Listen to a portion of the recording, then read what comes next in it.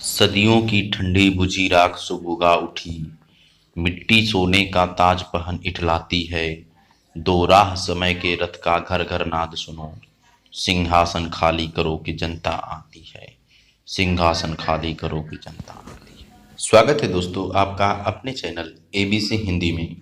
दोस्तों बात करें 11 अक्टूबर की तो आपको बता दें कि जयप्रकाश नारायण जिनका जन्म बिहार के सिताब दियारा में आज ही के दिन 11 अक्टूबर 1902 में चित्रगुप्त वंशी कायस्थ परिवार में हुआ था। वहीं दोस्तों बिहार बृज किशोर प्रसाद की पुत्री प्रभावती के साथ इनका विवाह अक्टूबर 1920 में हुआ। वहीं डॉक्टर राजेंद्र प्रसाद और सुप्रसिद्ध डॉक्टर अनुग्रह नारायण सिन्हा द्वारा स्थापित बिहार विद्यापीठ में दोस्तों शामिल हो गए। बात करें 1929 की तो दोस्तों जब वे अमेरिका से लौटे तो भारतीय स्वतंत्रता संग्राम तेजी पर था। उनका संपर्क उस समय गांधी जी के साथ काम कर रहे जवाहरलाल के साथ हुआ। वहीं दोस्तों वे भारतीय स्वतंत्रता संग्राम का हिस्सा बन गए।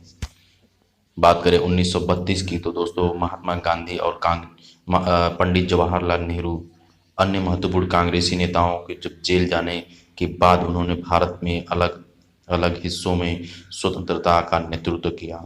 अंततः उन्हें भी मद्रास में सितंबर 1932 में गिरफ्तार कर लिया गया और नासिक के जेल में उनको भेज दिया गया। यहाँ उनकी मुलाकात मीनू मसानी, अच्युत पटवर्धन, एन.सी. गोरे, अशोक मेहता, एम.एच. दांतवाला, चार्ल्स मास्कारेनहास और सी.के. नारायण स्वामी जैसे उत्साही कांग्रेसी नेताओं से हुई। जेल में इनके साथ भी दोस्तों की गई चर्चाओं में कांग्रेस सोशलिस्ट पार्टी को जन्म दिया। बात करें कांग्रेस सोशलिस्ट पार्टी की तो दोस्तों वह समाजवाद में विश्वास रखती थी। जब कांग्रेस ने 1934 में चुनाव में हिस्सा लेने का फैसला किया तब जेपी और सी ने इसका विरोध किया। 1939 में उन्होंने द्वितीय विश्व युद्ध के दौरान अंग्रेज सरकार के खिलाफ लोक आंदोलन का नेतृत्व किया। उन्होंने सरकार को किराया और राजस्व रोकने का अभियान चलाए, टाटा स्टील कंपनी में हड़ताल कराए, यह प्रयास किया कि अंग्रेजों को इस्पात न पहुंचे। उन्हें गिरफ्तार कर लिया गया और बात करें 9 महीने की उनको कैद की सज़ा सुनाई गई। जेल से छूटने के बाद उन्होंने गांधी और सुभाष चंद्र बोस के बीच सुलह कराने का प्रयास किया। उन्हें बंदी बनाकर मुंबई के आर्थर जेल और दिल्ली के कैंप जेल में रखा गया।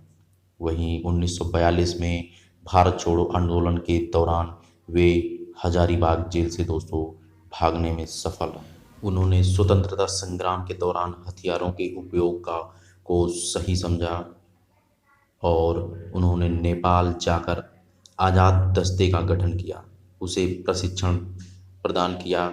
उन्हें एक बार फिर पंजाब में चलती ट्रेन में सितंबर 1943 में दोस्तों बात करें तो गिरफ्तार कर लिया गया और इस बार 16 महीने बाद जनवरी 1945 में उन्हें आगरा जेल में स्थानांतरित कर दिया गया।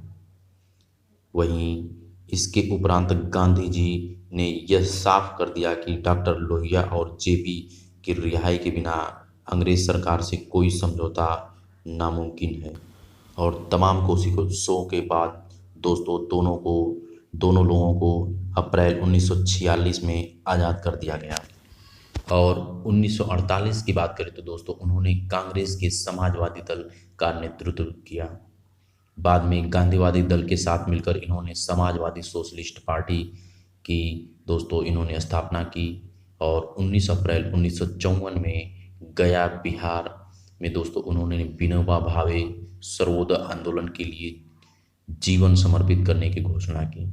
वहीं 1957 में उन्होंने लोकनीति के पक्ष में राजनीति छोड़ने का निर्णय लिया और 1960 के दशक अंतिम भाग में वे राजनीति में पुनः सक्रिय हो गए। 1974 में उन्होंने किसानों के बिहार आंदोलन में उन्होंने तत्कालीन राज्य सरकार से इस्तीफा की मांग की और वे इंदिरा गांधी के प्रशासनिक नीतियों के विरुद्ध थे।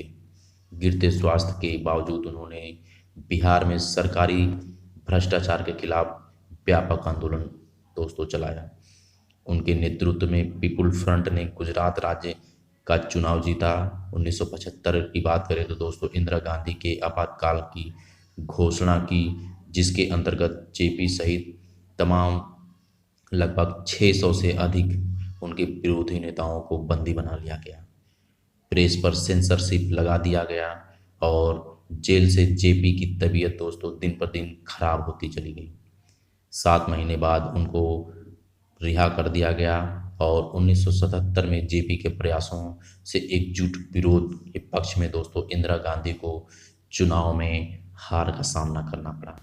उन्होंने दोस्तों सत्ता परिवर्तन के लिए संपूर्ण क्रांति का नारा दिया और संपूर्ण क्रांति जयप्रकाश नारायण का दोस्तों विचार व नारा था, जिसके आह्वान पर उन्होंने इंदिरा गांधी की सत्ता को उखाड़ फेंकने के लिए दोस्तों प्रयास किया और अंततः वह सफल भी हुए।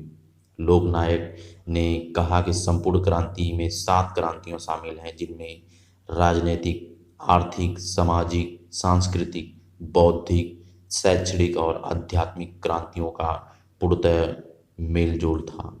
इन 7 क्रांतियों को मिलाकर दोस्तों संपूर्ण क्रांति इन्होंने गठित की।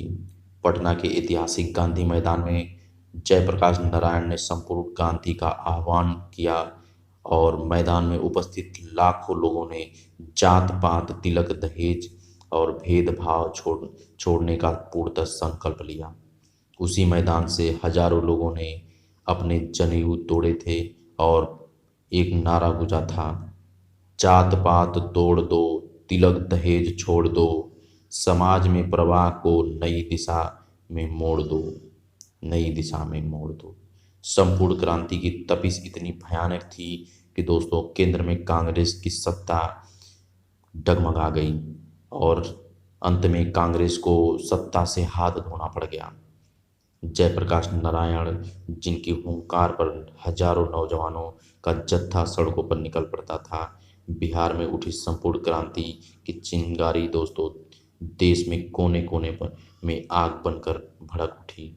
जेपी के नाम से मशहूर जयप्रकाश नारायण दोस्तों घर घर में क्रांति का पर्याय बन चुके थे और इसी कारण से उन्होंने संपूर्ण क्रांति को पूर्णतः व्याख्यापित करते हुए कहा कि संपूर्ण क्रांति से मेरा तात्पर्य समाज में सबसे अधिक दबे कुचले व्यक्ति को सत्ता के शिखर पर देखना है। यही संपूर्ण क्रांति का मेन मकसद है। दोस्तों वीडियो देखने के लिए बहुत बहुत धन्यवाद। कृपया इसे लाइक, शेयर और सब्सक्राइब करना ना भूलें। सब्सक्राइब करने के बाद बेल वाली बटन